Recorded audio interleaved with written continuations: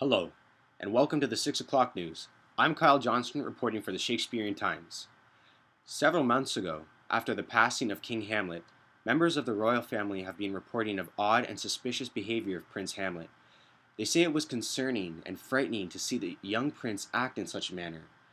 Last week, Guildenstern, a spy for the king, wrote to the Shakespearean Times saying that Hamlet said, and I quote, "Denmark's a prison," later saying, "a goodly one, in which there are many confines, wards, and dungeons, Denmark being the worst," after reviewing this footage from his hidden mic. After our team of analysts reviewed this footage, it is suspected that Hamlet may be suggesting that Denmark is filled with corruption and criminals, just as a prison would be.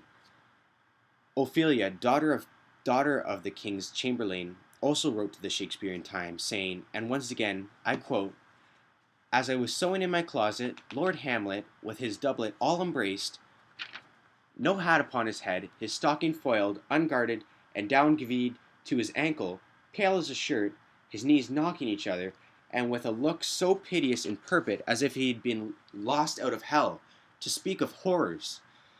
I'm sorry, I don't know what's going on in this sentence, so I'm going to have to call in our specialist. John? John? Yes, Kyle? Would you be able to interpret this passage for our viewers? For sure. Well, what seems to be going on here is Hamlet is sick with love for Ophelia.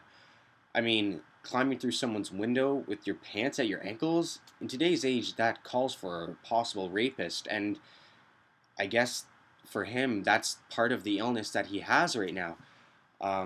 Also, to refer to his face as a soul escaped from hell, I'd hate to imagine what that looks like. I'm sure that Ophelia is frightened and afraid, and this obviously isn't going to be good for the relationship, as it's going to make her appalled of Hamlet. Do you think this could be the cause for his behavior? Well, it's hard to say, Kyle, but it's a great possibility. Well, remember that interview with Claudius? Yeah. Hey, do we have that footage? Do we have anything on that? Oh, really? Oh, great. Okay. What was it? Okay, great. So, apparently last night on the Romeo and Juliet show, Claudius reported that Polonius, father of Ophelia, came to him running with this letter in his hands. It had the line saying, "Doubt thou stars are fire, doubt that the sun doth move, doubt truth to be a liar, but never doubt I love." Wow. Hamlet really is in love with Ophelia. He's sick for her. Wait, how? Well, look at the lines. Doubt thou the stars are fire. Do you doubt that the stars are truly fire? Doubt thou the sun doth move. Do you ever doubt that the sun doesn't move? Doubt truth to be a liar. Do you ever think that something may be a lie?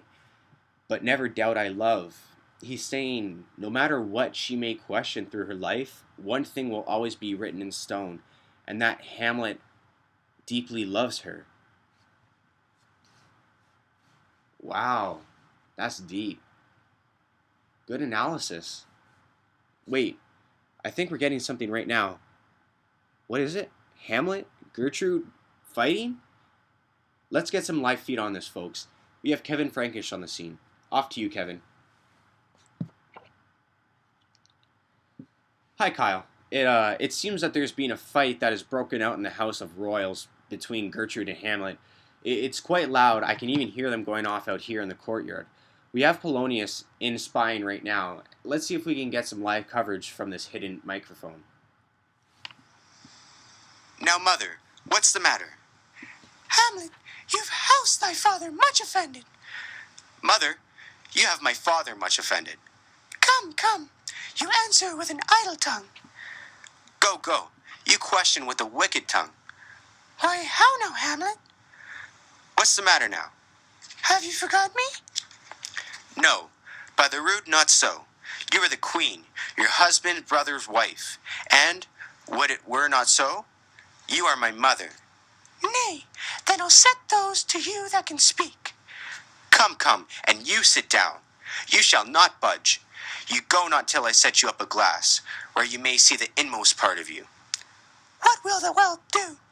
Thou wilt not murder me. Help! Help! Ho! Whoa! Ho! Help! Help! Help! How now? A rat? Dead for ducat! Dead! Oh! I am slain! Oh me! What hast thou done? Oh no. I'm sorry, folks. Due to graphic sounds, we must go to a break. Do do do do do do do do do do do do do do.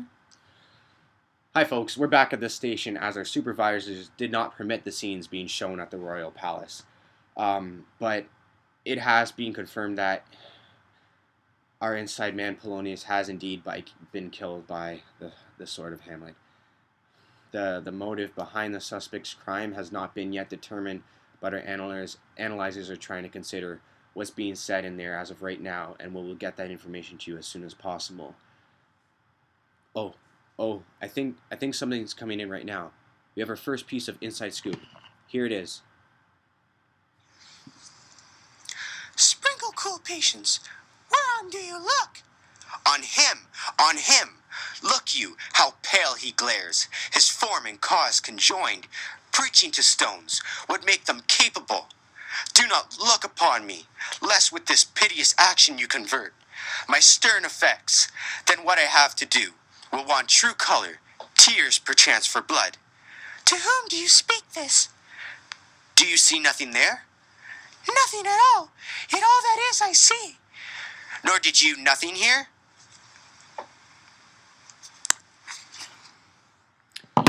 Yeah, John, can you analyze that for us? For sure. Well, so here, to me, it almost seems like Hamlet is hallucinating. In the recording, you hear him talking to another figure, but then also you hear his mother ask who he's talking to. So it's possible that he may be seeing ghosts or something. Wow. Do you think this has to do with his madness? I mean, it's very possible, Kyle. As much as we thought his madness was coming from his love for Ophelia, it is possible that there could be another cause. Wait, I think we just got in another clip. I'm going to play that for you now, folks. Not this, by no means, that I bid you do. Let the bloat king tempt you again to bed. Pinch wanton on your cheek, call you his mouse, and let him, for a pair of reachy kisses, or paddling in your neck with his damned fingers, make you to ravel all this matter out. That I essentially am not in madness, but mad in craft. 'Twere good you let him know. For who's that but a queen fair, sober, wise, would from a paddock, from a bat, a gib, such dear concernings hide? Who would do so? No, in despite of sense and secrecy, unpeg the basket on the house's top. Let the birds fly, like the famous ape, tried to conclusions. But in the basket creep, and break your own neck down. Yeah, Kyle. There's something definitely going on here that we aren't yet aware about. Why do you say that? Well, here Hamlet clearly is expressing a negative attitude towards Claudius, calling him a bat, which is quite shocking considering that a bat is known as an escaped demon from hell, only in Shakespearean times. But it's not only that, Hamlet is telling his mother to stay away from Claudius and not to fall into his trap of seduction. It's almost like Hamlet has become infuriated with Claudius. Maybe that's what's causing his madness. He's just really mad at Claudius. Great suggestion, Kyle, but why? Well, the marriage of Claudius and Gertrude was very quick once King Hamlet died, Do you think that it had anything to do with that? It's very likely. Putting myself in his shoes, I would really hate for that to happen to me. Yeah, it would be very hard. And it even happened so quick.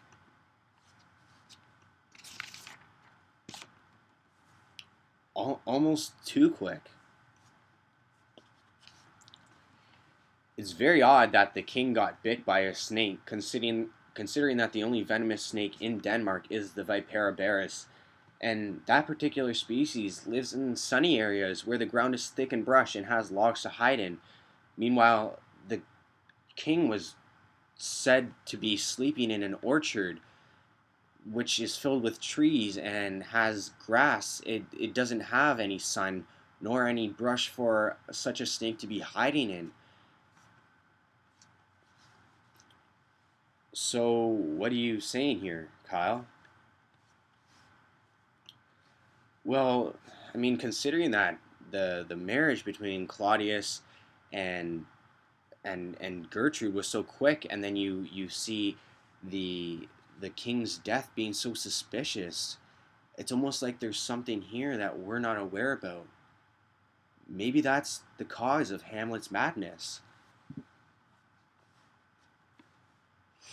Well, folks, that's all we have for tonight news. Be sure to tune in tomorrow morning for more information. I'm John, and I'll be signing out.